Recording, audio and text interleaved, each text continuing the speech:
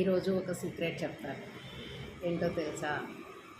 మనం weight loss అవ్వాలి అన్నా, పర్టిక్యులర్గా షుగర్ కంట్రోల్లో ఉండాలి అన్నా, బీపీ, కొలెస్ట్రాల్ లెవెల్స్ ఇవన్నీ తగ్గించుకోవాలి అన్నా, ముందు మనం 3 పూట్ల కార్బోహైడ్రేట్స్ తినడం అనేది తగ్గించాలి.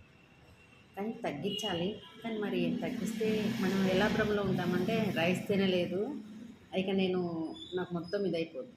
రైస్ తినకపోయినా మన టిఫిన్లో కూడా కార్బోహైడ్రేట్స్ ఉంటాయి. ఇడ్లీ, దోశ ఇలాంటి వాటిల్లో కూడా. అయితే ఇక్కడ ఒక స్పెషల్గా మనకి హెల్ప్ అయ్యేది ఒక ఒక టిఫిన్ ఉంది. ఏంటో తెలుసా? అదే పెసరట్టు. ఖచ్చితంగా పెసర్లో ఫైబర్ ఉంటుంది ఎక్కువ.